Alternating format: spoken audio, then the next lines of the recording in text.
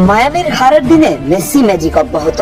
মাঠে মেসি থাকবে আর ম্যাজিক হবে না, এটা কি করে হয়? চলেন ন্যাশভিলের বিপক্ষে মেসির ম্যাজিক দেখাই আপনাদের। দেখেন তো মেসির সামনে কজন খেলোয়াড় মেসিকে ব্লক করার জন্য দাঁড়িয়ে, 1 2 3 4 5। এখান থেকে মেসি কিভাবে ম্যাজিক ক্রিয়েট করলো দেখুন। মেসি যখন বল দেখলেন ডি বক্সে সেগোভিয়া দাঁড়িয়ে, তখন মেসি হালকা চিপ শটে মেসির ডানে থাকা 3 জন এবং বামে থাকা 2 জনের মধ্য দিয়ে বল পাঠিয়ে দিল সেগোভিয়ার কাছে। আর সেগোভিয়া দারুণ ভাবে সে বলটি গোলে কনভার্ট করলেন। বাবাকে হারানোর পর এটাই মেসির প্রথম কোন গোলে অবদান রাখলেন মেসি, আর এটা ছিল মেসির 420 নম্বর অ্যাসিস্ট।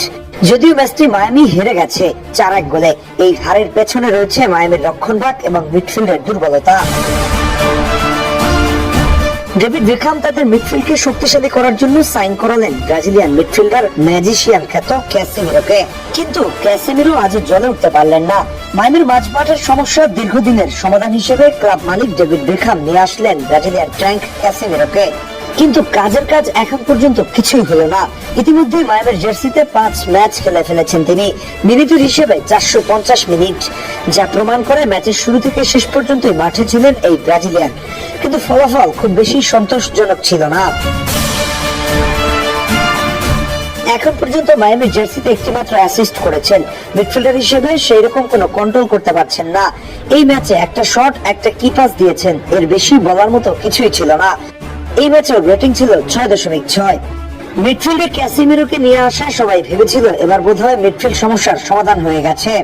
লিওনেল মেসিকে বল সাপ্লাই দিতে ডিপলের সঙ্গে যোগ দেবেন ক্যাসেমিরো, কিন্তু এখন পর্যন্ত ক্যাসেমিরো সেটা পারছে না। লিওনেল মেসি একা আর কি করবেন? একদিকে বাবা হারানোর শোক, অন্যদিকে দলীয় ডিফেন্ডার এবং কিপারের ধারাবাহিক ব্যর্থতা।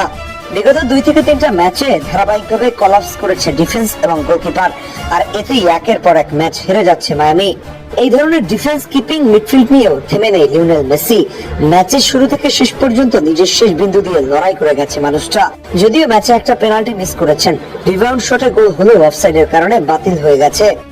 তবে এই ম্যাচে একটা অ্যাসিস্ট করেছেন, একটা বিগ চান্স ক্রিয়েট করেছেন, একটা কি পাস দিয়েছেন, টোটাল 11টা শট নিয়েছেন, 2টাই ছিল অন টার্গেট। মেসি তার চেষ্টায় কমতে রাখেনি।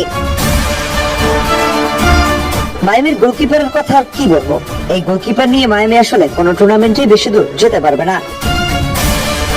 সব মিলিয়ে ক্যাসেমিরো মেসি জুটি কেমন দেখলেন?